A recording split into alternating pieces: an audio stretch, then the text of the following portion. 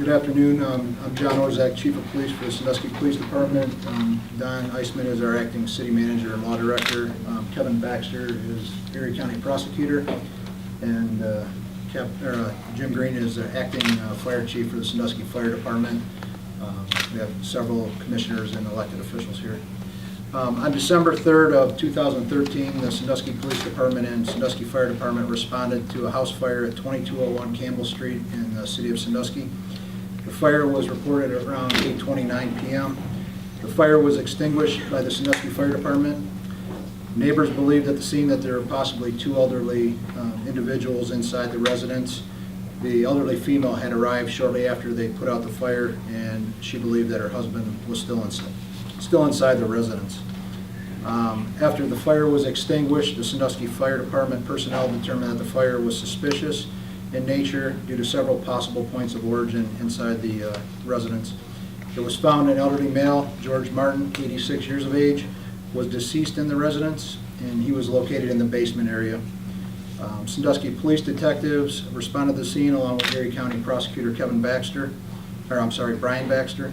While investigating the fire and closer examination, Mr. Martin was observed to have what appeared to be multiple stab wounds on his body.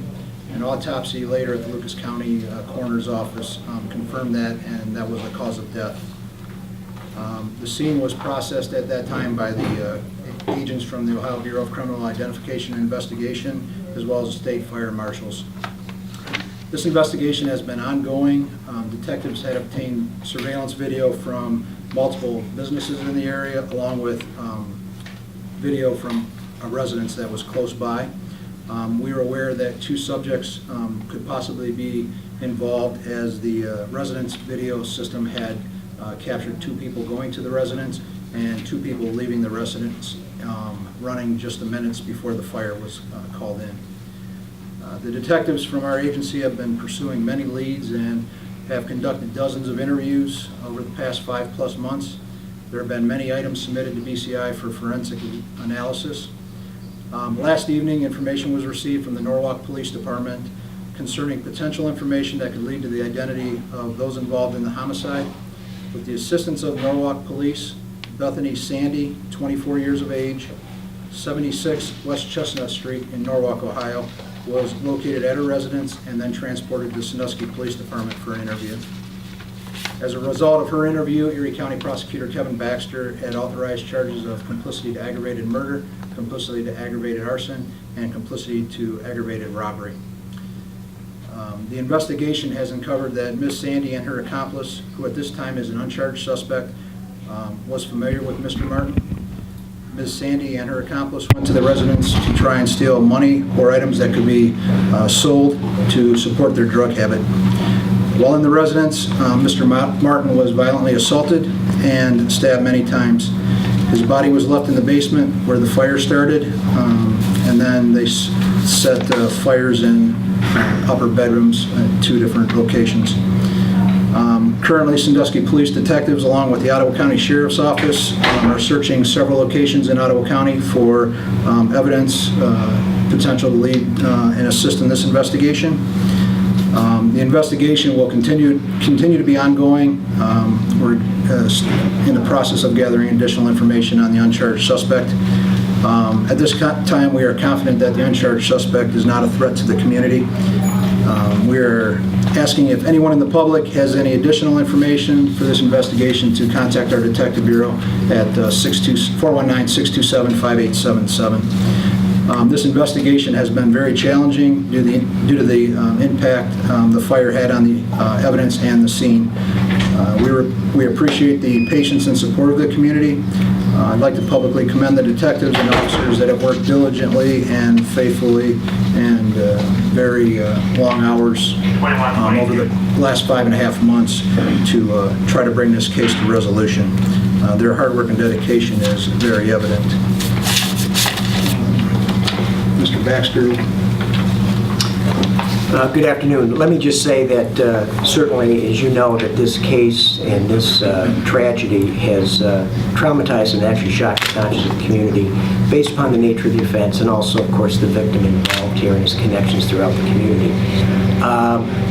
I can say clearly that from the beginning, the Sandusky Police Department, Detective Bureau, Chief Orzak, all the patrol officers have worked tirelessly to try to solve and investigate this case. Certainly the investigation is far from through, but much has been accomplished over the time, and I don't think there's been any stone that's been left unturned in this particular investigation. Many items are still at BCI, as the Chief has indicated. The Bureau of Criminal Identification investigation, where forensic evidence is tested.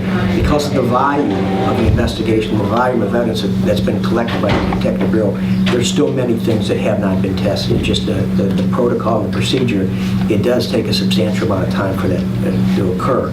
I have been apprised that the uncharged suspect has been interviewed already, but no charges against that person have yet been made or authorized.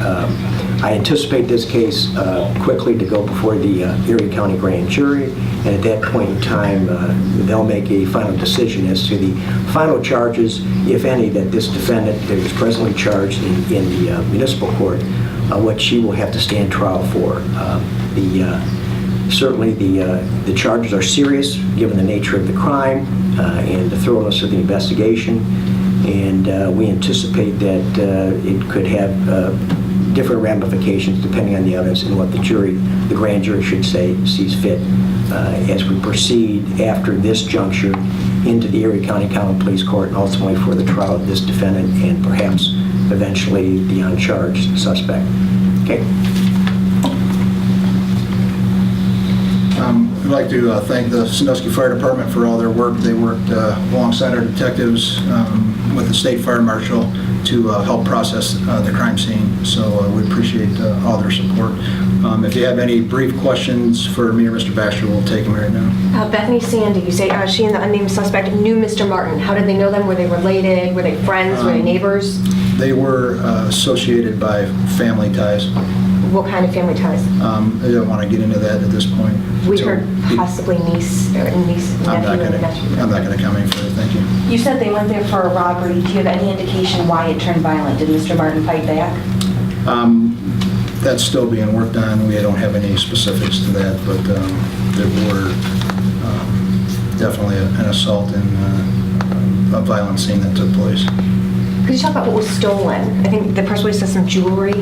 There was some small jewelry stolen, necklace and earrings and some other small jewelry like that. And there was some money stolen, but there wasn't a significant amount. The uncharged suspect, are you releasing his or her name? No, we're not. Is that person in custody right now? He's in custody in one of the prisons in Ohio. In one of the prisons? Yes. So he's not a threat to the community, he's locked up? Okay. Correct, yeah. Okay. Was he from Norwalk as well? I believe that's where he's from, but I can't confirm that at this point. I have to check into that. When you interviewed Bethany last evening, did she confess? What did you guys learn from the interview? That's something that we really can't get into at this point in time. Obviously, people who are charged, even with these type of offenses, are presumed innocent until proven guilty through the process. And it's really not appropriate to talk about specific evidence, especially that of interviews that were conducted. One more question, Mr. Baxter. She's charged with complicity to aggravated robbery, Correct. arson, and murder. How does that change what she could face if convicted? It doesn't really, because in the state of Ohio, like many states, an accomplice or a compliciter is treated as a principal offender. And obviously, by the nature, many times the people are charged as complicitors. I think in this case, it's safe to say that we believe her truly to be an accomplice as opposed to the principal offender. And in the state of Ohio, like many states, you don't actually have to convict the principal offender in order to convict someone who's an accomplice. So complicity really carries the same weight and degree and ultimately punishment as a principal offender. And how much is that for these? Well, aggravated murder carries a whole different range. Could be a death penalty case. I don't want to speak to this case, but where I will say, generically speaking, that where you have an aggravated robbery or an aggravated burglary or an arson coupled with a purposeful killing, then that is a case that a grand jury could consider for purposes of what we call a death penalty specification. Absent that, aggravated murder carries with it a whole, not a whole range, but about 4 different ranges of offenses, or penalties, I should say. Life without parole, 30 to life, 25 to life, and 20 to life. But a grand jury could decide if this turns into a death penalty. Correct. Did you folks learn if they went to that house that night with the intention of killing Martin? That's part of the interview process, so I don't want to touch on that. Thank you. How were you guys able to get the tip? You said it was given to Norwalk Police. What was the connection there? Did Bethany go to Norwalk Police herself? You want to comment on that? No, go ahead. Norwalk Police had someone that contacted them, not Bethany, that had information significant to Bethany's role in this. So, Have you interviewed that person? yes.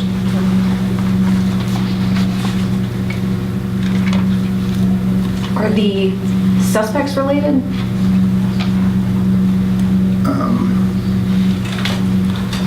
I don't want to comment on that at this time.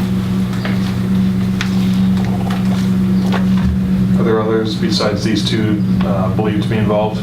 No, sir. No indication that anyone orchestrated it? No, just these two are involved from what we've learned in the investigation thus far.